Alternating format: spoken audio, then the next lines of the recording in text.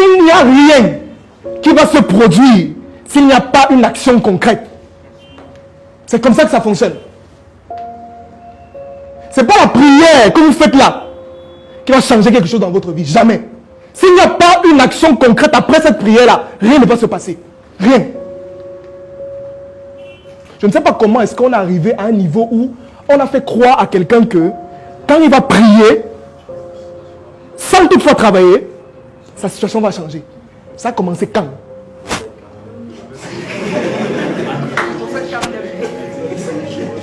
On a commencé quand? Ça a commencé quand? Je ne vous dis pas ça parce que, peut-être pour vous dire de ne pas aller prier. Priez autant que vous voulez. On a vu aujourd'hui, on a vu dans les domaines de la vie quoi? Il y a le domaine spirituel qui est important. D'accord. Moi-même le 31, j'ai posé le genou au sol. J'ai dit Seigneur, merci. Mais après ça, si vous ne travaillez pas, rien ne va se passer. Vous allez rester au même niveau et ça sera même encore plus pire. Vous ne voyez pas que Dieu lui-même, vous ne pensez pas que Dieu est fatigué lui-même. On dit que Dieu nous a créé à son image, n'est-ce pas? N'est-ce pas? Il nous a créé à son image. Bon, ça veut dire que sinon, les problèmes, ça veut dire que lui-même a les problèmes, non?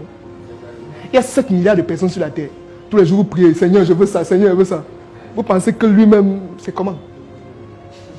Cette année, tu as demandé que Dieu, Seigneur, je veux 10 millions. N'est-ce pas? Bon, entre-temps, il y a la guerre en Afghanistan. Tu crois qu'il va choisir qui? Commencez à comprendre très simplement que ce ne sont pas les prières qui vont vous sortir de votre situation, mais votre capacité à implanter des actions concrètes. Priez autant que vous voulez pendant 7 ans, 28 ans. Si vous ne travaillez pas, rien ne va se produire. Rien. Ce n'est pas une affaire de prière. Ce n'est pas une affaire de souhait. Ce n'est pas que je souhaite d'avoir l'amour, j'aurai l'amour. Je souhaite d'avoir l'argent, ce n'est pas ça. Depuis 400 ans qu'on prie en Afrique, qu'est-ce qui a changé? Ça devient encore plus pire. Je vais prendre un pays très simple. Regardez le Congo. Le Congo, en termes de matières premières, c'est le pays le plus riche du monde. Mais quand on classe les pays les plus pauvres au monde, le Congo est placé. En 1960, il y avait 2500 églises au Congo. J'ai dit 1960. Nous sommes en 2022. Ce n'est plus une affaire de prière.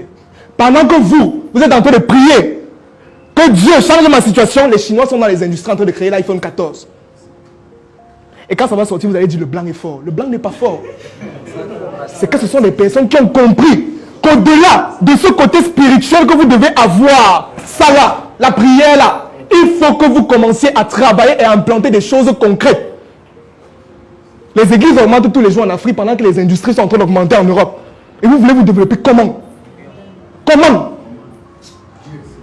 On est en train de prier. Pendant que les Chinois sont dans les industries en train de créer les jouets que vous allez acheter pour vos enfants le 25 prochain.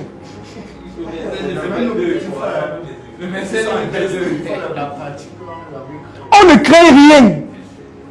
Regardez autour de vous. Regardez autour de vous. Il n'y a rien que vous créez. Tout vient de l'extérieur.